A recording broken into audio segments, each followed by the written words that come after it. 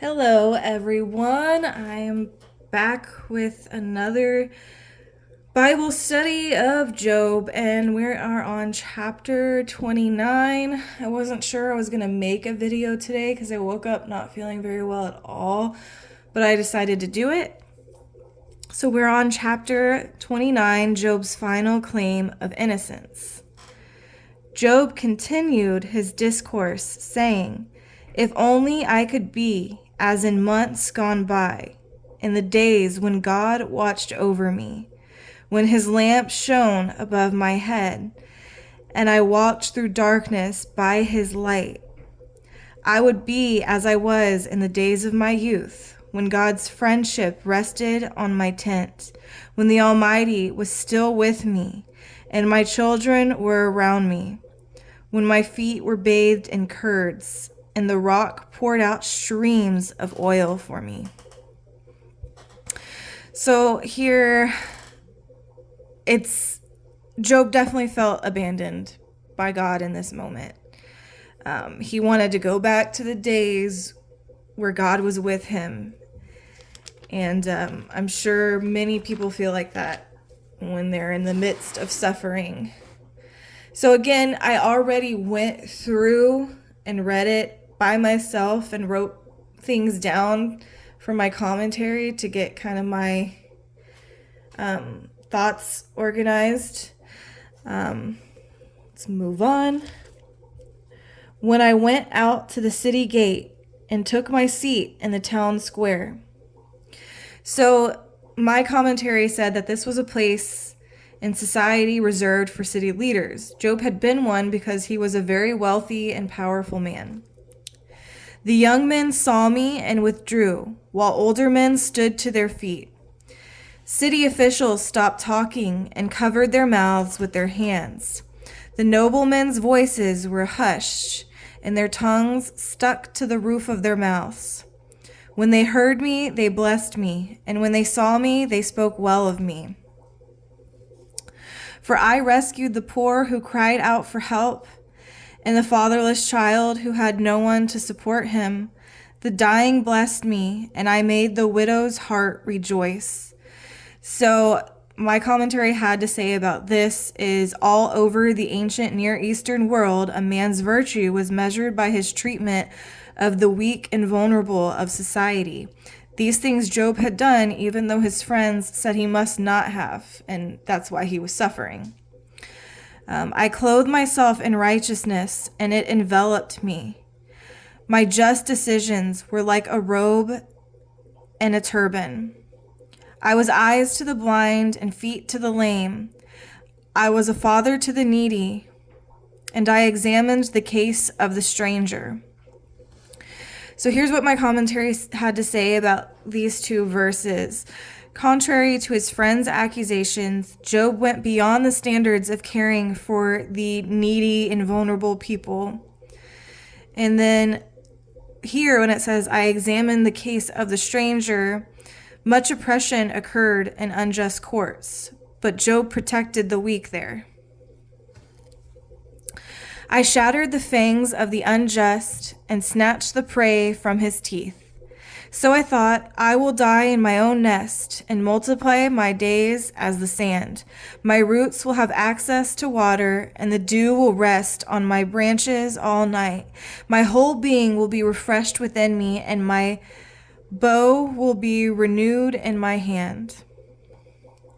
Men listened to me with great expectation, waiting silently for my advice. After a word from me, they did not speak again. My speech settled on them like dew. They waited for me as for the rain, and opened their mouths as for the spring showers. If I smiled at them, they couldn't believe it. They were thrilled at the light of my countenance." I don't know, did I pronounce that right? If I didn't, sorry guys, countenance. "I directed their course and presided as chief. I lived as a king among his troops, like one who comforts those who mourn."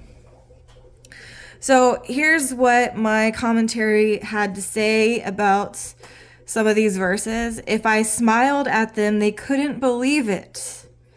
So my commentary said that Job was so highly respected that they even took his humor seriously and were kind of afraid to laugh along with him.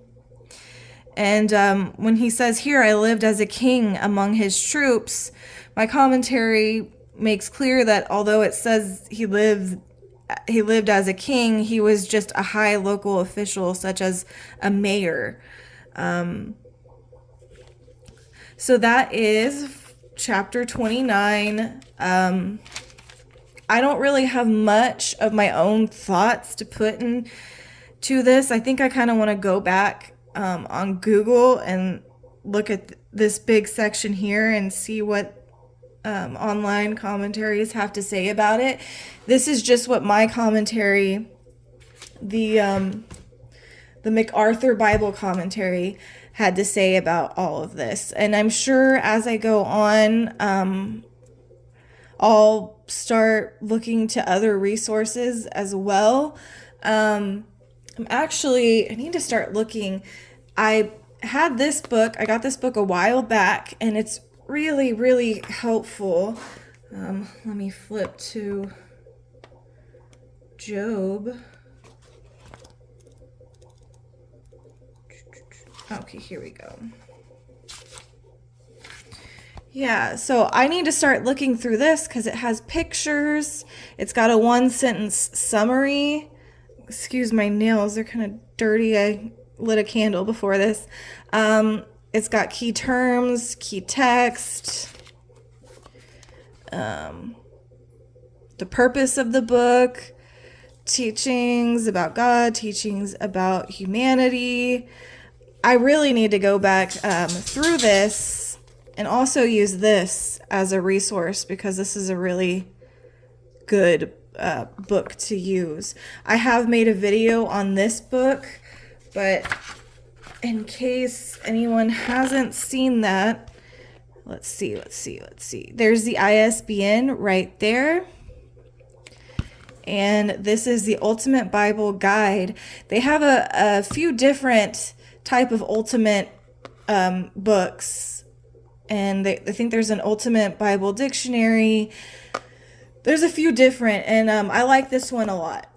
So that is a good resource that I'm going to start using again going forward. I usually try to read it after I'm finished with the book to see anything I might have missed. But I'm going to, since I'm getting more into Bible studying, I'm going to start looking at it while I'm Bible studying presently as well. All right, so there's chapter 29. If anyone has any insight on this chapter, let me know and I can add to my notes.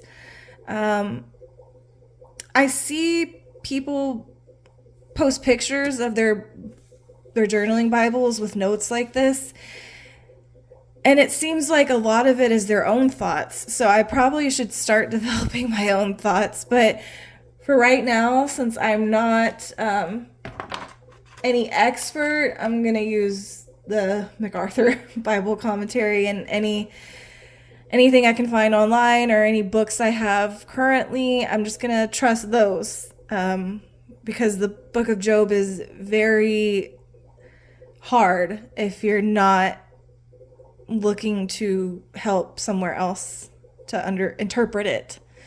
But yeah, thanks for watching, and I hope you guys have a great rest of your week and a great rest of your day today.